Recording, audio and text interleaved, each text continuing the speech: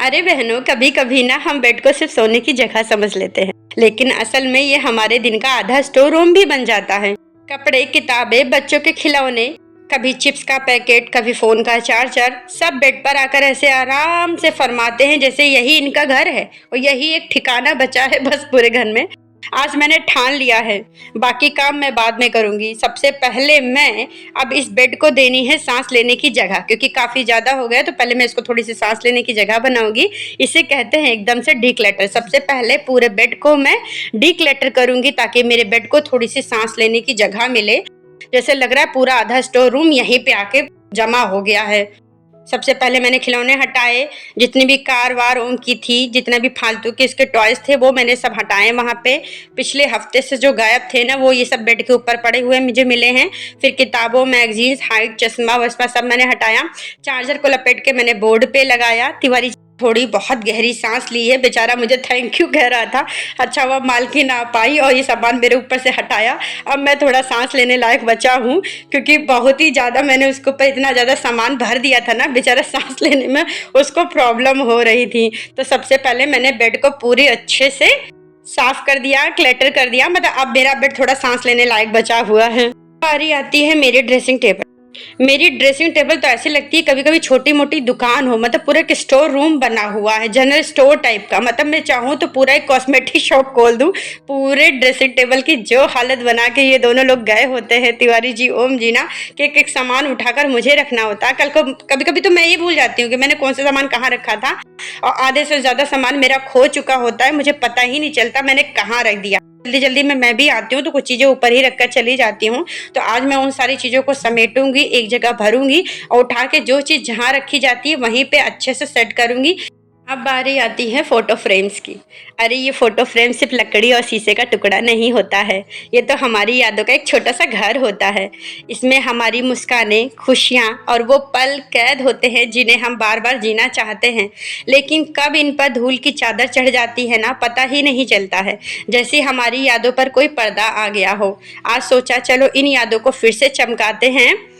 कभी कभी जो ये बेड होता है ना, ये हमारे सोने की जगह नहीं होती है, ये हमारे बच्चों की आर्ट गैलरी हो जाती है। मतलब जितनी ड्राइंग करनी होती है सारे बच्चे इसी बेड के ऊपर, जो गजब की ड्राइंग बनाई है ओम ने ना, चील बलौटे, मम्मी पापा, बाबा दादी, नाना नानी, सबकी फोटो बनाकर वो लड़का उस बेड पर बैठा हुआ है।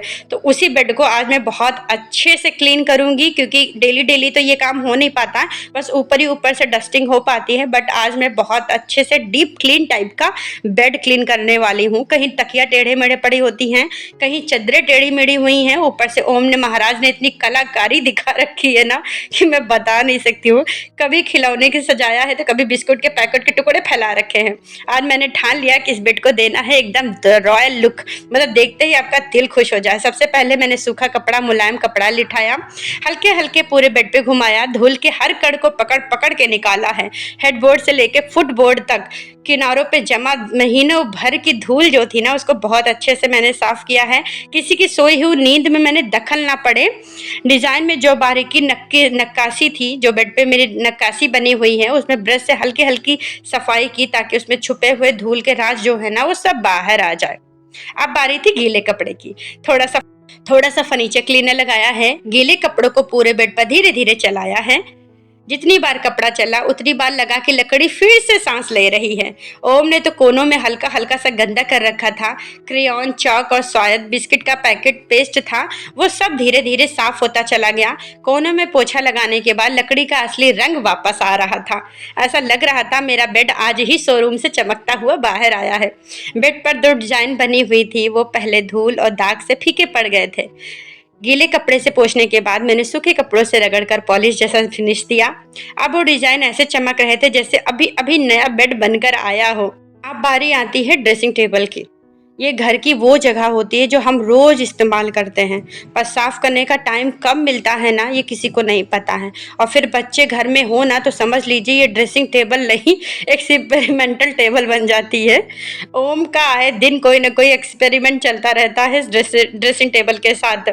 मेरे घर में तो ओम महाराज ने तेल, क्रीम, पाउडर सब कुछ गिराकर ऐसे आर्ट वर्क बना दिया था ना कि खुद शीशा भी मुझसे मदद मांग रहा था, हे मालकिन मुझे बचा लो। मैंने सबसे पहले शीशे की शुरुआत की।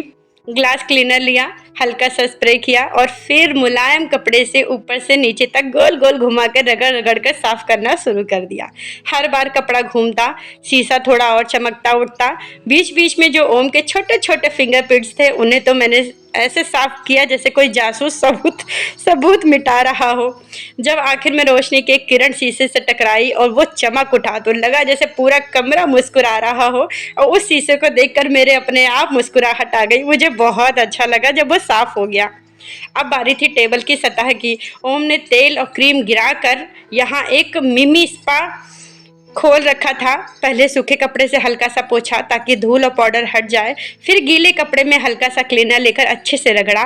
तेल के दाग हटाने के लिए मैंने थोड़ी देर कपड़ा उसी जगह दबाकर रखा, फिर हल्के से हाथ से रगड़ा और फिर दाग ऐसे गायब हो गया जैसे कभी यहाँ पे था ही नहीं। ड्रेसिंग टेबल के कोनों को अक्सर धूल और बाल अटक जाते हैं। मैंने ब्रश और कॉटन बड का इस्तेमाल करके उन कोनों को तक पहुंच बनाई, फिर छोटी छोटी जगह पर किनारा हर साफ किया और ड्रेसिंग टेबल साफ नहीं बल्कि तरोताजा हो गया, बिल्कुल चमकने लगा था। सफाई पूरी हो जाने के बाद मैंने अपने मेकअप और स्किन केयर प्रोडक्ट्स को अच्छे से सजा दिया। ड्रेसिंग टेबल बिल्कुल देखकर दिल खुश हो रहा था और मेरा ड्रेसिंग टेबल भी मुस्कुरा रहा था। मालकिन आपने तो मुझे बिल्कुल नया नया बना दिया।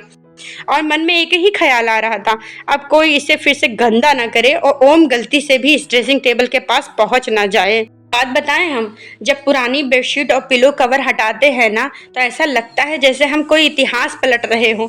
ऐसा लगता है ना, कभी कभी आपने सोचा होगा ना कि जब बेडशीट को पुरानी कवर निकाल रहे होते हैं ना तो ऐसा लगता है पूरे इतिहास को बदलने जा रहे हैं हम। कभी कभी तो उसमें धूल बाल और भगवान जाने क्या क्या खजाने छिपे रहते हैं, मिलते हैं ना। आज मैंने ठान लिया है इस बेड को दूंगी एकदम वीआईपी वाला ट्रीटमेंट। मतलब उसको लगेगा कि आज मेरा फुल ऑन स्पा हुआ है बेड का। सबसे पहले मैंने पिलो कवर हटाए हैं। जैसे ही पिलो कवर से कवर उतरा है, अंदर से पुराना तकिया ऐसे सांस ले रहा था जैसे कह रहा था, धन्यवाद मालकिन, आखिर किसी ने मुझे खुली हवा तो दिखाई। कवर पर थोड़ी धूल, पसीने के हल्के हल्के निशान थे जो रोजमर्रा की जिंदगी की कहानी सुना रहे थे। उन्हें अलग करके धोने के लिए रख दिया है। अब बारी थी बेडशीट की। मैंने कोनों से बेडशीट को खींचा और वो ऐसे फटाफट निकली जैसे किसी ने पुराने कपड़े उतार कर दिए हों। अब जो सबसे मज़ेदार और ज़रूरी काम था, मैट्रेस की धुलाई सफाई, ऊपर से मतलब डस्टिंग करनी है। मतलब मैंने सबसे पहले पुरानी चादर से उसकी धूल जो झाड़ के बहुत अच्छे से हटाया, फिर हल्के से थपथपाया ताकि अंदर फंसी हुई धूल बाहर आ जाए। जब सब कुछ तैयार हो गया, पिलो कवर निकल गए, बेडशीट हट गई, मैट्रेस चमक उठा, तब लगा कि अब ये बेड तैयार है नई ताज़ा और खूबसूरत बेडशीट पहनने के लिए। और दिल में एक अजीब सी तसल्ली थी जैसे कोई बहुत बड़ा काम कर दिया हो मैंने। अब आता है वो पल जिसका हम सबको इंतजार होता है, नई बेडशीट बिछाने का। क्योंकि मानिए या ना मानिए, जब ताज़ा खुशबूदार बेडशीट बिछती है ना तो कमरे में पूरा मूड ही बदल जाता है। और मैं तो इसमें एक्स्ट्रा टाइम लगाती हूँ क्योंकि मेरा मानना है कि बेड एकदम मैगजीन कवर जैसा लगना चाहिए। कोनों को टाइट करना, पहले एक कोना पकड़ा, फिर दूसरा, फिर तीसरा और आखिरी कोना दबाते हुए मैंने बेडशीट को खींचा ताकि एक भी सिलवट ना रहे। फिटेड बेडशीट का मज़ा तो ही कुछ और होता है। एक बार सेट हो जाए तो पूरे दिन तस से मस नहीं होती है। मैंने चारों तरफ घुमा के चेक किया कहीं कोई कोना ढीला तो नहीं है। मेरे लिए ये सिर्फ सफाई नहीं बल्कि एक छोटा सा परफेक्शन प्रोजेक्ट था। मतलब एक मिशन नहीं होता है कि जब पूरी बेडशीट चारों तरफ बिछ जाती है तो ऐसा लगता है एक मिशन मैंने कंप्लीट कर दिया है। बेडशीट सेट हो गई। अब बारी थी पिलो कवर की। पुराने कवर निकालकर मैंने नए मैचिंग पिलो कवर चढ़ाए। जैसे कि पिलो के कवर के अंदर डाला, वो जैसे फूल गया ना, थपथपा के जब उसे करो ना तो फूल जैसे जाता है, जैसे किसी ने उस पर नई जान डाल दी हो। और जब दोनों पिलो बेड के सिरहाने पर सजाकर रखे, वाह, पूरा बेड एकदम रॉयल लगने लगा। मतलब जैसे कि बिल्कुल नया तरोताजा जैसे चमकने लगा। मैंने एक बार हल्के से थपथपाया ताकि वो फूला फूला और स्मूथ दिखे। अंत में मैंने बेड पर हाथ फेरा ताकि कोई भी सिलवट धूल का कण न रहे। अब जब मैंने पीछे हटकर बेडरूम को देखा ना तो साफ सजा हुआ नई बेडशीट, चमकते हुए पिलो, तो लगा जैसे किसी ने होटल का कमरा तैयार कर दिया हो। और सबसे अच्छी बात, इस सफाई और सजावट के बाद मन भी हल्का हल्का सा जैसे खुश हो गया था, जैसे लग रहा था मैंने कोई बहुत बड़ी जंग जीत ली हो। लेकिन जब तक फर्श साफ नहीं होगी ना, कमरे का मज़ा अधूरा सा ही लगता है। और हाँ, झाड़ू लगाना सिर्फ सफाई नहीं है, ये तो जैसे पूरे घर को ताज़ी हवा देने जैसा होता है। सबसे पहले मैंने झाड़ू उठाई और मन ही मन सोच रही थी कि आज तो कोनों कोनों की धूल की छुट्टी ही कर दूंगी मैं आज। बेड के नीचे, ड्रेसिंग टेबल के पीछे और खिड़की के पास, वही जो जगह है जहाँ पे धूल छुपकर बैठी रहती है, जैसे लुका छुपी नहीं खेलती है, वैसे ही कर रही थी। मैंने सफाई की शुरुआत कोनों से की। झाड़ू को धीरे धीरे घुमाकर कोने की धूल, छोटे छोटे कागज के टुकड़े निकाले। कभी कभी तो लगता था ये धूल पत्तियां जैसे मेरा इंतजार कर रही थी। लो, आ गई हमारी सफाई वाली महारानी, आज हमारी सफाई करने वाली है मालकिन। बेड के नीचे से प्लास्टिक का ढक्कन, एक खोया हुआ मोजा और बच्चों की छोटी छोटी पेंसिलें भी मिल गई। इन सबको मैंने एक तरह इकट्ठा किया ताकि बाद में कूड़े में डाल सकूं। अब मैंने झाड़ू पूरे कमरे में गोल गोल घुमाई। हर स्ट्रोक के बाद साथ मुझे महसूस हो रहा था कि फर्श कितना हल्का और चमकदार होता जा रहा है। मैंने दरवाजे के पास तक झाड़ू लगाई ताकि सारा कचरा एक साथ बाहर निकल जाए। जब पूरा कचरा एक जगह आ गया तो मैंने उसे सावधानी से डस्टबिन में डाला। बाहर कूड़ेदान में डालने को मन को तसल्ली मिली कि अब ये बेडरूम सच में सांस ले रहा है और एक छोटी सी मेहनत मुझे पूरे दिन की ताजगी बनाने वाली है, ताजगी बनती है। जो काम आने वाला है ना, वो तो बेडरूम की जान है समझ लीजिए। क्योंकि धूल साफ करना एक बात है, लेकिन पोछा लगाना ये तो जैसे कमरे को नया जीवन देने जैसा होता है। सच कहूँ तो पोछा लगाने के बाद जो महक और ठंडक आती है ना, वो पूरे दिन का मूड बदल देती है।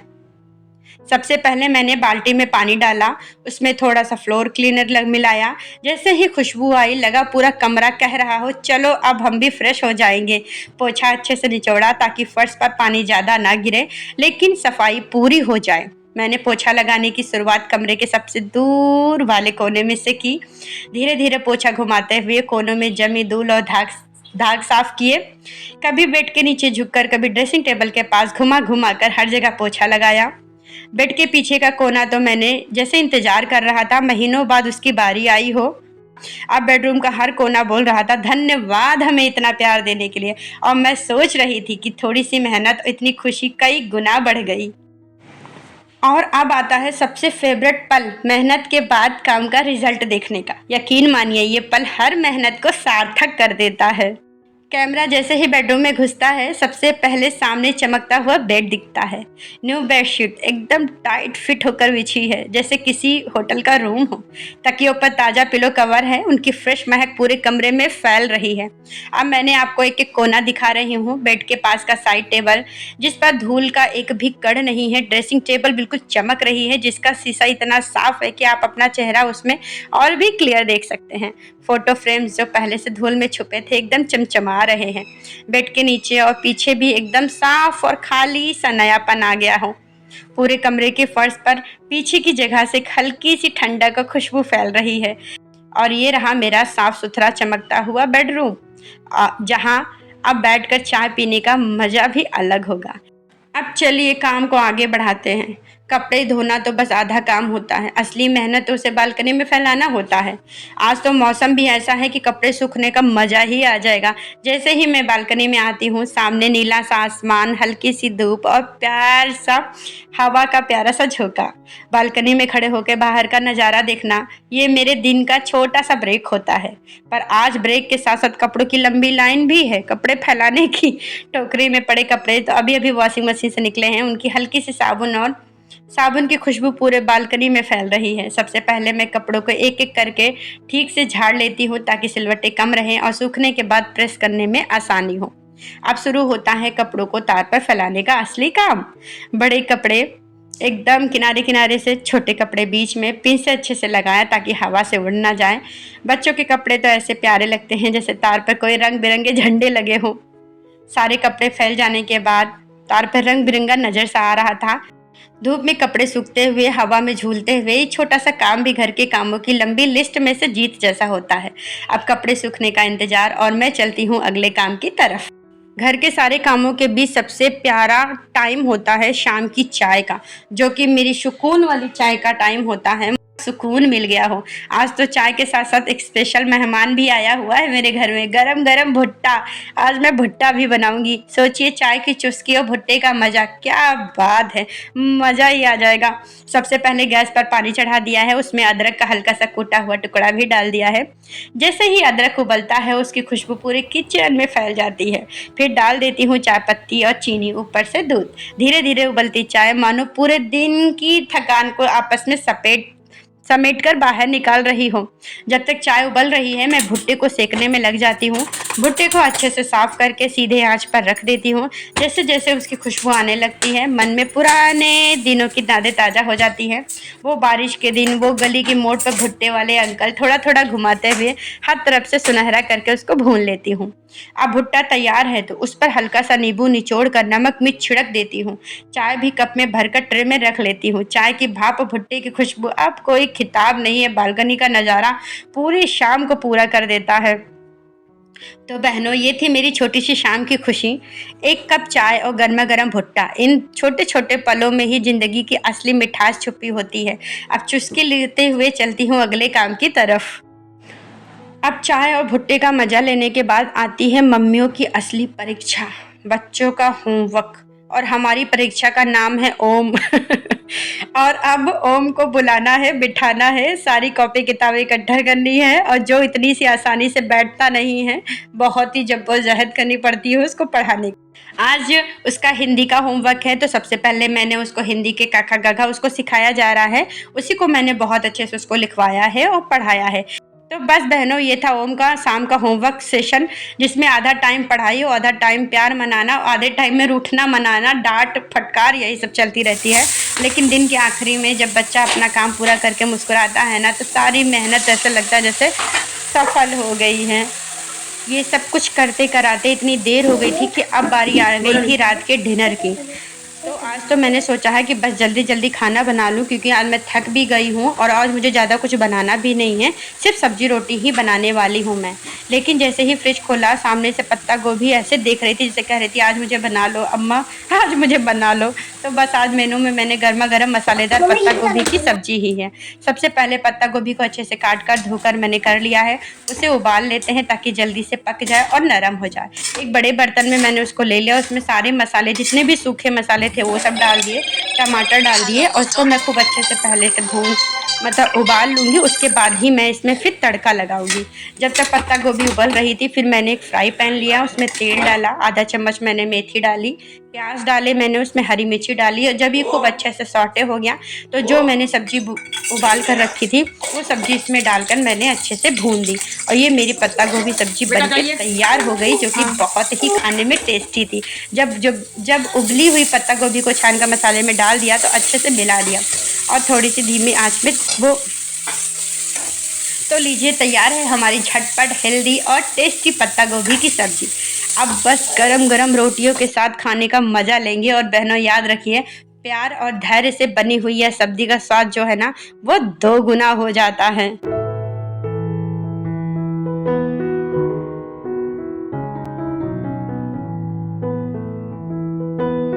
अब बारी है सबसे मज़ेदार हिस्से की, गर्मा गर्म रोटियां बनाने की। आटा पहले ही गूंथ कर रख लिया था, तो बस लोई तोड़कर बेलन और चकला तैयार किया। प्यार से गोल गोल रोटियां बेल रही हूँ। और हाँ, अगर थोड़ी सी टेढ़ी मेढ़ी हो भी जाए ना, तो घर वाले वैसे भी कहेंगे वाह कितनी प्यारी रोटी बना रखी है। रोटियों में गुलाई से ज़्यादा प्यार और खुशबू का होना ज़्यादा ज़रूरी है। अब तवा गरम है, उस पर एक एक करके रोटियां डाल रही हूँ, हल्का सा सेक कर पलट रही हूँ। जैसे जैसे फूलने लगती है, मन को एक अलग ही संतोष मिलता है। उसकी खुशबू से तो पूरे घर में फैल रही है, जैसे कह रही है चलो सब जुट जाओ खाने के लिए। लो जी, गर्मा गर्म रोटियां, पत्ता गोभी की सब्जी और साथ में प्यार से बनाई गई चाय, सब तैयार है।